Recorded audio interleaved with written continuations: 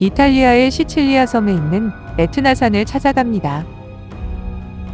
에트나산으로 가는 날 아침, 설레임 속에 일찍 일어나 날씨를 확인해 봅니다. 야자수들이 심하게 흔들리고 있어서 강풍이 걱정되었으나 다행히 날씨는 맑았습니다. 객실에서 바라본 호텔 주변의 경치도 멋집니다. 호텔 산책 중에 마침 해가 돋기 시작했습니다. 해돋 이를 보니 날씨는 걱정하지 않아도 될 것 같았습니다. 출발 채비를 마친 후 해돋이의 상스러운 기운을 받아 에트나산을 향해 출발했습니다. 에트나산은 시칠리아 섬 동부 메시나와 카타니아 근처에 있는 활화산입니다.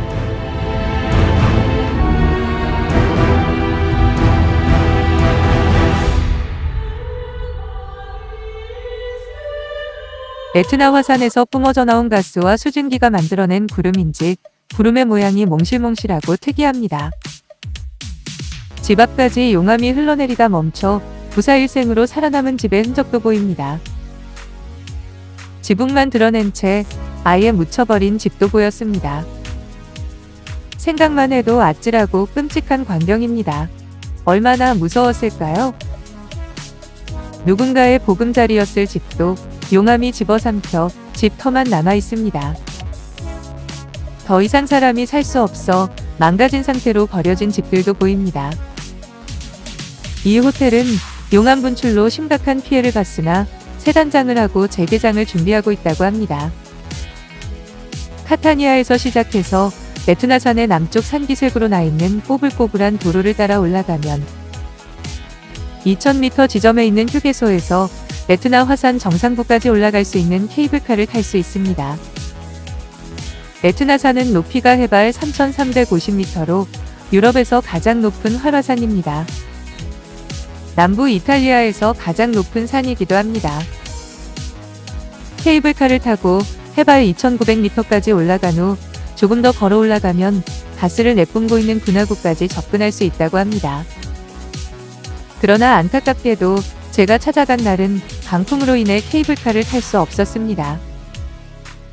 대신 휴게소 옆에 있는 작은 분화구만 보고 내려올 수밖에 없다고 합니다.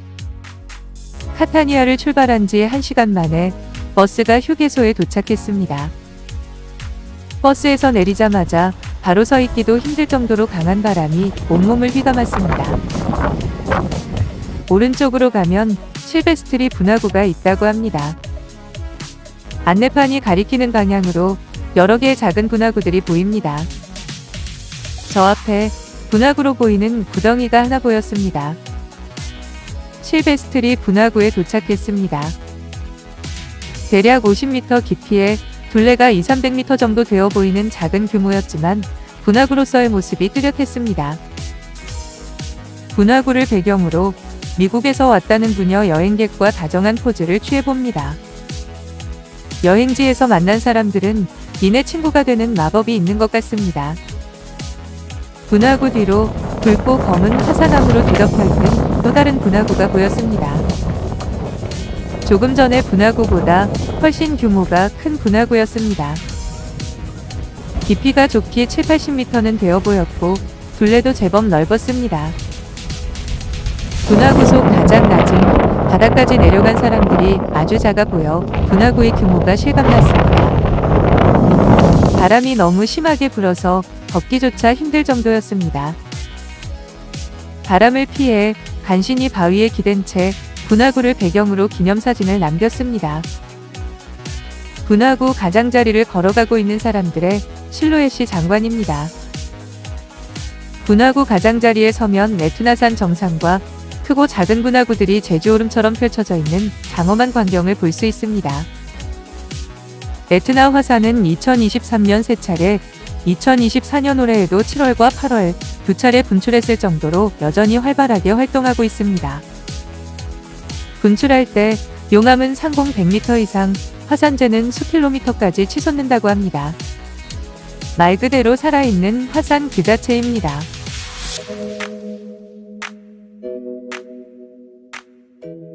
에트나 화산에는 여러 가지 신화가 전해져 내려오고 있습니다. 그리스 로마 신화에서 대장장이의 신 불카누스, 그리스어로 헤파이스토스는 에트나 화산에 살았습니다. 그는 추남에다가 다리까지 장애가 있어 여러 신들이 사는 올림푸스 산에서 살지 못하고 에트나 화산 아래의 대장간에서 살았습니다. 쉐부치를 다루는 기술의 원조는 키클롭스 삼형제라고 할 수 있습니다. 이들은 제우스 신에게는 벼락을 만들어주고 하데스에게는 모습을 감추게 하는 투구를 선물했습니다. 포세이돈에게는 바람과 비와 구름을 다스리는 데 요긴한 삼지창을 만들어 주었습니다. 처음에는 불카누스가 퀴클롭스 삼형제에게서 기술을 배웠으나 기술을 배운 다음에는 이들을 조수로 데리고 섰습니다. 신들 중에서 가장 부지런했던 불카누스는 제우스에게 번개를 만들어 주었으며 큐피드의 화살과 티탄족의 신 프로메테우스를 묶을 쇠사슬을 만들기도 했습니다. 불카누스의 이름은 화산을 뜻하는 볼케이노의 어원이 되었습니다.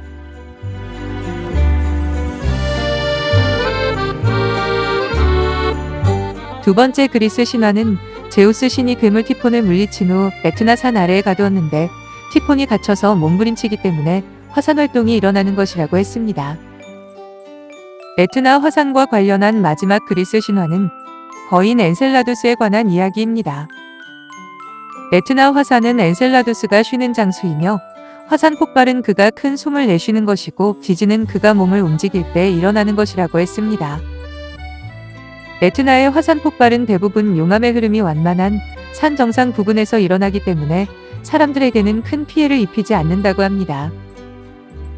그래서 시칠리아 섬 사람들은 에트나 화산을 다정한 거인이라고 부르기도 합니다.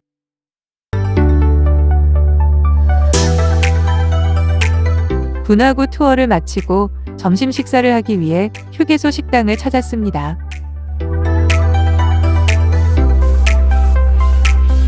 이곳에서는 음식뿐만 아니라 다양한 종류의 리몬첼로와 기념품을 판매하고 있었습니다.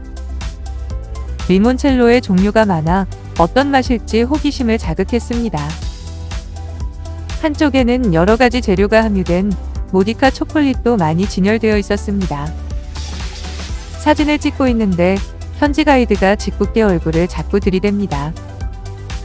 이탈리아까지 왔는데 에스프레소 한 잔이 빠질 수 없겠죠? 벽에 용암 사진이 걸려 있었는데 사진만으로도 엄청난 에너지와 위력이 느껴져 무시무시했습니다. 점심 식사 후 에트나산, 이오니아의 카타니아가 펼친 파노라마 뷰를 감상해봅니다. 환상적인 경치를 보고 있자니 제가 마치 신의 땅에 와 있는 듯한 착각이 들 정도였습니다. 한때 용암류였을 바위에 누워 온몸으로 용암을 느껴봅니다. 이쪽에서 보니 분화구들이 제주의 오름과 닮아 보였습니다.